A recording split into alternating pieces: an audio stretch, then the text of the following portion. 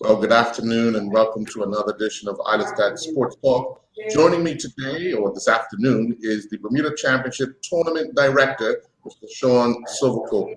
First of all, welcome back to Bermuda. I know it's been a while. You've been back here for a while, but they're working on plenty of things to do with the championship, the tournament championship.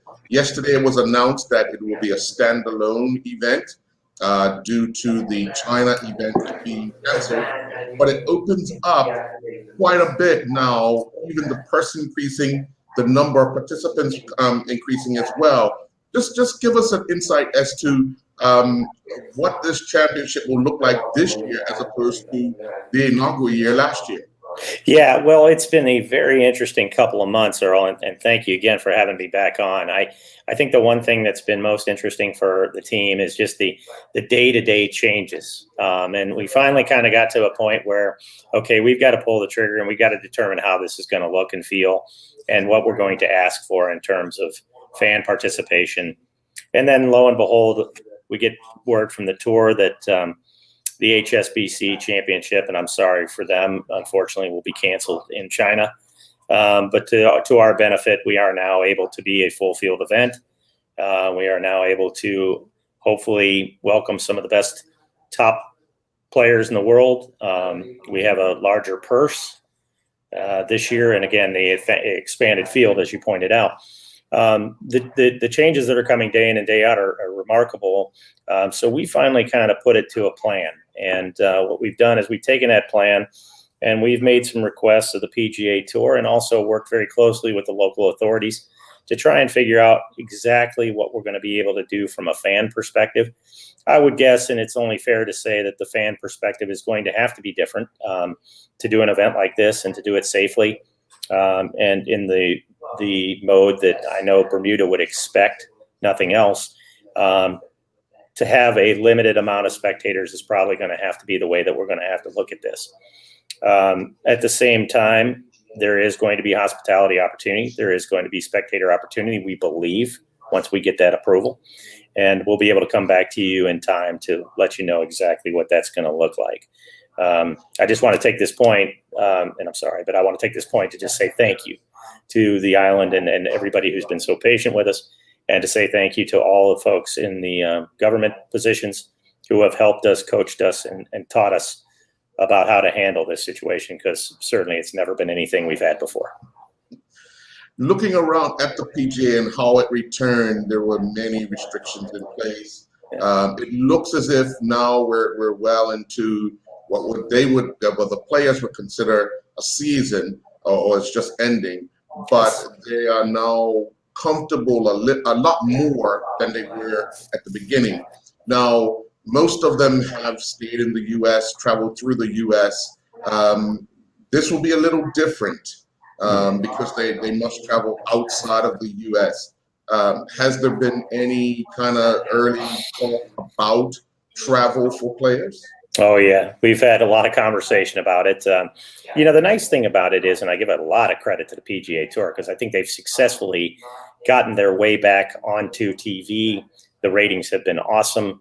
The viewers clearly are watching live sports now more than ever, which is exciting. But they have had very rigid restrictions. They had a few bobbles very early on. And I think that's when they went to a few places that had yet to place the protocol, simply because, it was so early in the time frame. But once they got it down, their players are tested every week. So coming here and having the pre-test, the test at the airport, the quarantine period, the tests while they're here, those aren't things that are going to be any different than the week-to-week, rigmarole that they're having to go through from the players, from the caddies, from the officials who are very involved. We will be very careful.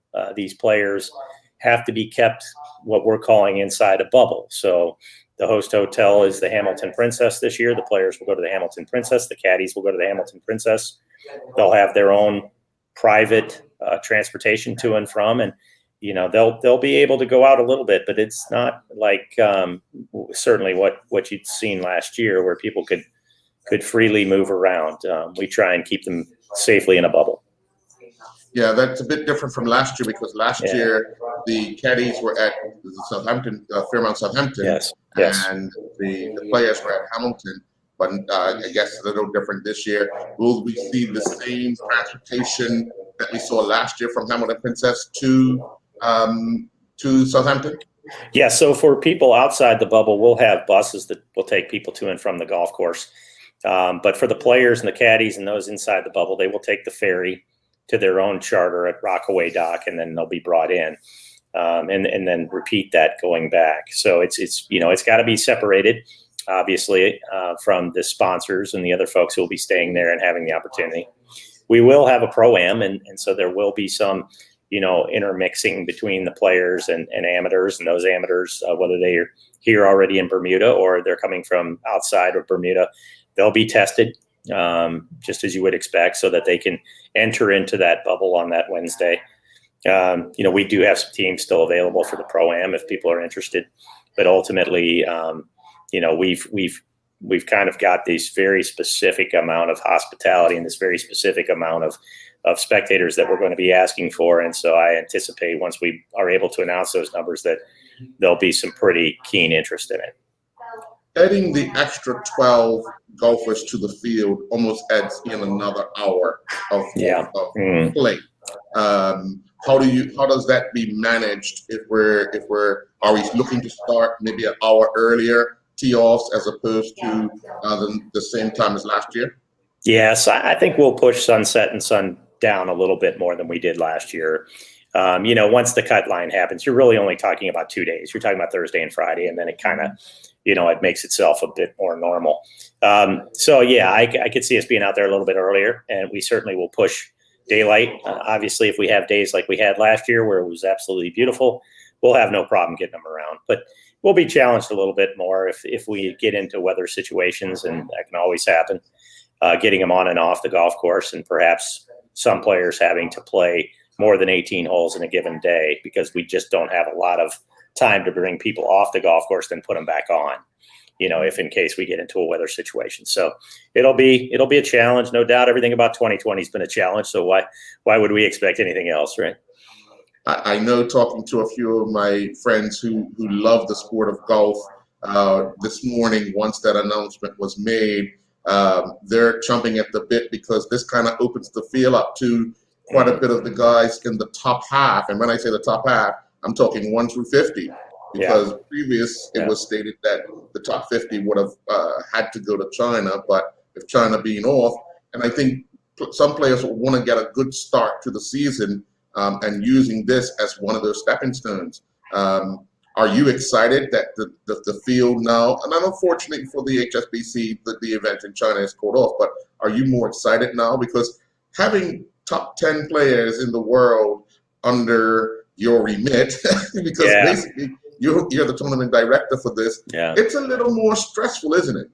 Yes, it is. I tell you, we have the opportunity. We work on the BMW Championship too, and that's the top 70 players in the world. And I can tell you, it is a very interesting week, and it is stressful. And I will say that for us to pick up a handful of the greatest players in the world would be a very exciting thing here, and it is, particularly in this point in time, trying to keep them safe and the protocols that we'll have to follow, particularly if we have fans, and I do believe we will have fans. We're gonna have to take this very seriously, and some of these things we've already started to outline for our local health officials, our local national security officials, and I think they've really given us great feedbacks. But somebody like Justin Thomas all of a sudden shows up at your event, you're like, oh, different world, right? Because you have to really look at that, and who knows? I think I'm pretty realistic that top 50 players in the world aren't all of a sudden going to show up in Bermuda, but you can all of a sudden get a handful of them, and if you do, it changes the game, and it'll be fun. Yeah. We're going to talk about a bit of the setting up of the facility, the work that was put in last year. You started about 3 weeks out for all the structures and all that. With the people that have to come in to help put this together, the production crew and all, will they be arriving a little earlier to do all the necessary quarantines and testing that is required for them to be able to bring it to the world? Yeah, I think it's yes and no. One of the nice things about this year, your silver lining, we've been able to really engage a lot of local companies to help us with scaffolding and flooring and tenting. We're not bringing in as much from overseas as we did before, which then timeline wise doesn't make us have to, deal with the pressures of having to bring these people in early enough to get through all the appropriate protocols. That part of it I really have liked. Now, we're going to still have plenty of vendors who come in from the States, but it's a far less people than we've had in the past. I think your question is a really good one, but because Bermuda has made this so turnkey, the operation in advance, the testing, when you get here, the testing, and then how quickly you turn it around. I got back not too long ago and I did my 4 tests, and I was incredibly pleased how quickly you move through the line, how quickly things get done. And then there's also, when needed for players and others, we'll look into concierge programs where players can be at the hotel, do their testing there, and then get on safely to their transportation and back to the golf course. When we look at now that the China event is off, there's going to be an increase of demand for media from the outside also looking to come to Bermuda as well. How do you plan to address that? Because we had tons of media on island last year. It's scary because we're thinking the same thing, and at the same time, we have limited facilities, as you know, out there, and we have to now socially distance in the media center. So there's actually going to be some certain amount of media seats, and then there'll be media who come that won't necessarily have access to the media center, that we'll have to treat to some other form of how do they get their meals, how do they get their credentials, and make sure. So it's going to be tricky, and a lot of that falls on the PGA Tour. Fortunately for us, doesn't put a lot of pressure on us, but we're excited by it because any amount of coverage that we can get that shows this beautiful island, that's what this event's all about. And the more people that come over and spend their money here, the better. So we're excited, and I can see that too, Earl. I can see that the media, double, triple of what we had in the past. When does your sleepless night start, or have they started? Because putting this all together, with all jokes aside, putting this all together is a monumental task. A lot of people only see the end. I spend time there watching how things are constructed, how we transform the Port Royal into a PGA event with seating, staging, and all that. So for you and your team, making sure everything is done in a timely manner, how do you guys meet on a regular basis to decide, okay, are we on time? Are we behind? Are we ahead? How does that go? Well, firstly, sleepless nights are part of the deal. I've been doing this for 30 years, but it's still part of the deal. I wake up and I'm very blessed to have a huge, a very strong and experienced team here with me. So they know what they're doing. And at the same time, it's a game of checklists. You can't get enough information circulated as a team. So every Sunday, we sit down for somewhere between 2 to 3 hours, and we go through our checklists. And the checklists are awesome. The one thing that's wrong with the checklist is nowhere on the checklist does it say COVID. And this year, we've had to create a whole new set of checklist items to put into this to talk about all the things that we're going to have to do to keep people safe. And the amount of PPE equipment and the amount of scanning that we're going to need to do and the amount of sanitizer stations we're going to have, all the things that you're hearing about, those were never on a checklist before. So, that's been new. Also, how do you figure out what the right amount of people is on a golf course? We have 35,000 feet of rope line. That means that if we let people socially distance 10 feet apart, we could have 3,500 people, but that's somewhat unrealistic because, as you know, particularly at Port Royal, people congregate at certain points. Mm-hmm. So our application to the government for consideration, the PGA Tour for consideration, is well below that number, and it's done because we need to be safe. And they'll tell us if our number was too high, even still, and we'll take a look at that. But checklists are a huge part of what we do. The staff has been around major championships, big events, and I'm very lucky to have them. They're free thinkers, and they share a lot of information.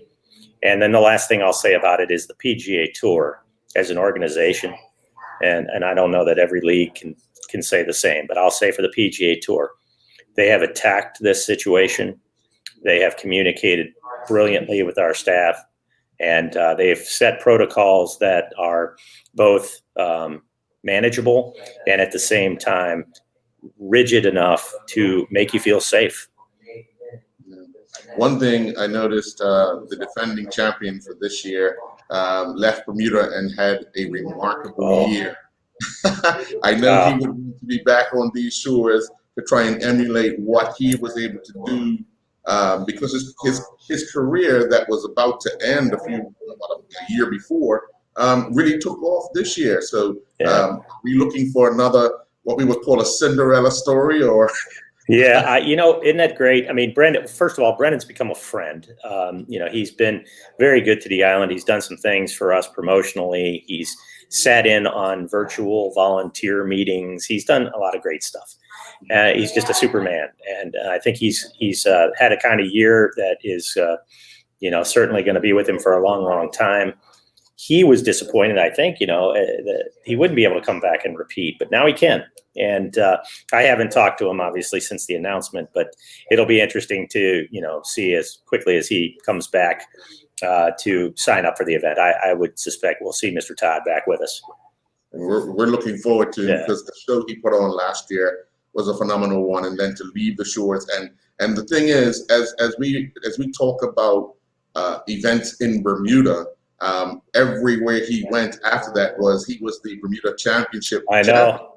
And it kind of stayed with him for the entire year. So, that is promotion in itself. But looking at the golf tournaments that we've concluded recently in the U.S., the fact that it's been shared around, the leaderboard has been shared around a lot. You would look there and see some names that you haven't seen in a while, and then there's a new name and so forth. But I think it adds excitement to what the sport does, because on any given day, anyone could shoot a 65 or a 63 and be, right in the mix right from the start. You've seen some just incredible golf, haven't you? I mean, since they've come back to play golf, the amount of competition, I think the leaderboards have certainly been mixed, as you said. But also you've seen some great play from guys like DeChambeau and now Dustin Johnson, certainly John Rahm. These guys are playing great golf, and so it's going to be an incredible weekend coming up here for sure.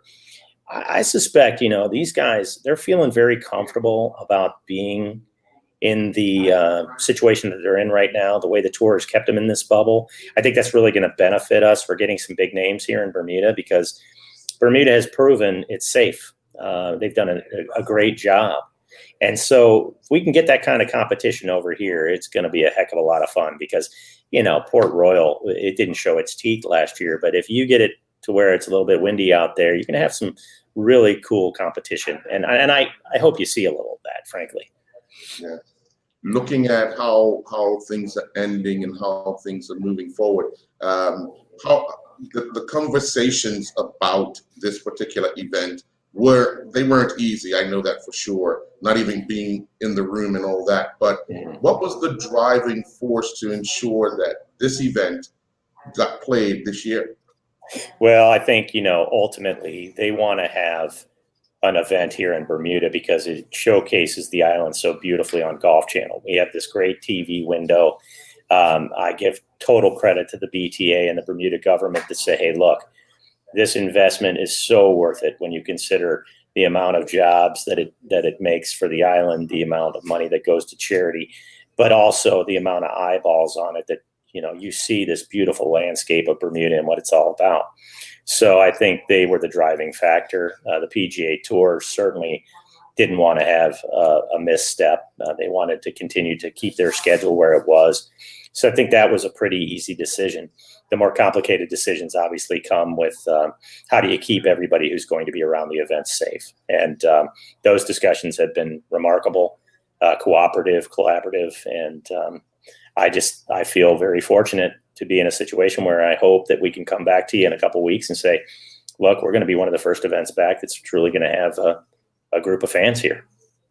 Well, I would like to invite you back in maybe 2 weeks' time to discuss and give the Bermuda public an update on this Bermuda Championship for 2020. Obviously, there'll be a lot of updates coming as we get closer, and the opportunity for you to be able to express how things will materialize over those 5 days, because we have the Pro-Am and then we have the 4 days.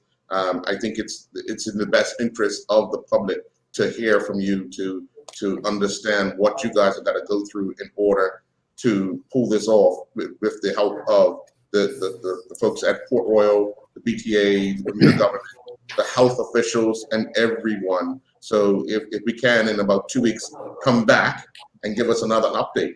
You bet. I'd love to do that. I'll make sure that at that point in time, we're ready to give you some protocols and what it's going to mean when you attend the event, hoping that we're going to be able to have fans. And then, now that the event's going on, I will just say this, our volunteer group was phenomenal last year, but we need more volunteers. And if people are out there looking to get close to some of the top players in the world, marshaling on the golf course is about one of the best spots, and we do have some availability. So if there's some interest there, if you'd visit BermudaChampionship.com, you'll see the opportunity. I'm pretty sure you just got about 15 people. I hope so. Thank you. We'd appreciate it. The opportunity to be up and close with some of the best in the world at this time will be an eye-opener for a lot of people who love the game. I could see vacation slips being put in, but the boss is saying, "Hold on, you've been off." That's good.